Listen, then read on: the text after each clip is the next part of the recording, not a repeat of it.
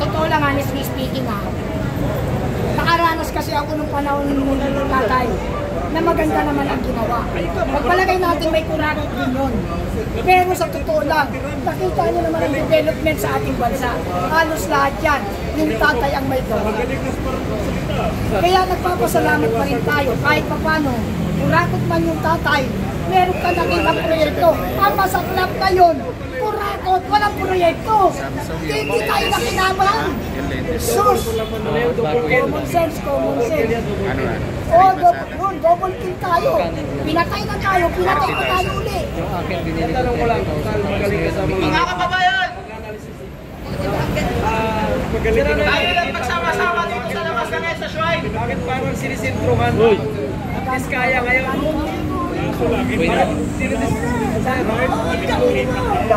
Bakit Diskaya ngayon ang sinisingil? Bakit hindi yung mga nasa kongreso na nag-exert ng bilin-bilin? Talaga yung ano yung kanilang hindi agenda? Bakit mga Diskaya yung parang sinusugod yung bahay? Hindi yung mga kusman, mga deputy police officer. Kasi ang Diskaya, kaya hot seat sila ngayon at natutuligsa masyado. Kasi nga, dahil ang Diskaya family ay masyadong showy sa pagpapakita ng kanilang mga yaman na hindi naman nanggaling sa kanila. Ang kanilang kayamanan ay sa totoong buhay nanggaling po sa ating mga buwis na ibinabayad sa gobyerno. Kaya ang Diskaya family ngayon ay pinupulabog ng mga simpleng mamamayan dahil isipin nyo naman, isang pamilya lang sila, 4 na po ang sasakyan, hindi basta sasakyan yan, luxury car, vintage car na nagkakahalaga ng milyon-milyon, habang tayo naman na mga mahihirap na mamamayan ay nagdurusa, lumalangoy sa kumunoy ng kahirapan, lumalangoy sa maruming tubig baha, habang sila'y lumalangoy sa dami ng kanilang pera. Sir, may tanong mga OFW, may solusyon pa ba? May nakita ka bang solusyon para sa mga nangyayari sa ating bansa? Merong malaking solusyon kung magkakaisa ang mga mamayang Pilipino para makiusap at manawagan na bumaba na ang Pangulong BBM. Yan lang yun. Dahil sa lang ang tinitignan at sinusundan na mga kasalukuyang nangungurakot ngayon, bumaba na lang. Para sa kapayapaan, walang magulong mangyayari. Step down, keep the position to the next as per Constitution. Ibig sabihin ito, may karapatan tayo kuligsain at wala na lumasaw salita lang talaga yung Yes, meron tayong karapatan dyan na hindi naman ito pagtuligsa. Ito ay pagpapahayag ng isang katotohanan at bawang katotohanan lamang. We are not against the Diskaya family because we doesn't know who's there. But sa ginagawa nila ay nagpapakita lamang sila nang wala silang malasakit sa ating bayan at mamayan. Bakit ko nasabi? Yung pera na mga doon sa 40 na sasakyan na vintage luxury car, kung ginamit sa proyekto ng flood control, baka hindi tayo binabaha ngayon. Baka hindi tayo nakakaranas lumangoy sa tubig baha at hindi rin magiging idea ng Pangulo na painumin tayo ng tubig baha. Bilihin nyo tubig baha, painom sa atin? Payag kayo, ganito ka na filter. Kalukuhang malaki. Yung Africa nga, isa sa matatawag natin pinakamahirap na bansa. Kahit kailan, hindi sila dumanas uminom ng tubig baha. Tapos tayo, medyo mataas ang antas natin pagdating sa ekonomiya, pagdating sa pagiging bansa. Ginagalang at nirerespeto pa rin dati ang bansang Pilipinas. Painumin mo ng tubig baha. Ano magiging sitwasyon natin? Ano iisipin ng mga karatig bansa natin, mga kapitbahay nating bansa? Ano iisipin ng bansang Hong Kong, bansang Taiwan, bansang Japan, bansang Indonesia, bansang Malaysia, bansang Sri Lanka, bansang Bangladesh, bansang India? Ano ang titingnan nila sa atin? Yung mga Pilipino, wala nang mainom, iniinom ang tubig baha. Yan ba ay magiging proud tayo bilang isang Pilipino? Hindi!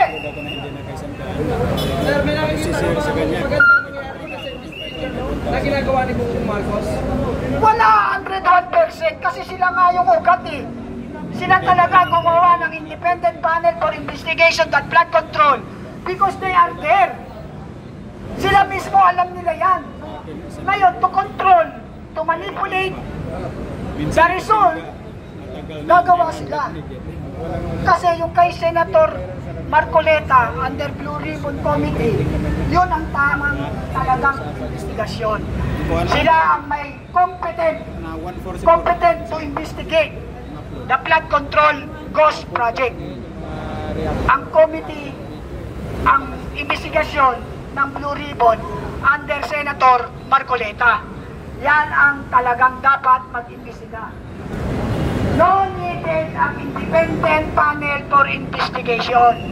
Yan ay lalabas na naman na isang malaking manipulasyon and controlling the real result o real concern sa mga anomalya na yan. Dapat tuloy-tuloy mo. Bro, Pwede ka na ngayon din bukas eh. tanong lang, ano yung masasabi mo na sabi ng mga Marcos vlogger? Dapat daw purihin si BBM dahil isiniwalat ni BBM ang korupsyon dyan sa flood control. Talagang mga bobo. Mga bobo nagsabi niyan. Bakit ko nasabi? Di ba nung una siya mismo ang nagsabi na meron tayong flood control? Di ba? Nabangga lang ng barko. Di ba sinabi niya meron? Ha? Hindi niya sinasabing wala. Ghost project wala. Meron tayong 5,500 flood control project na natapos na at marami pang kasunod.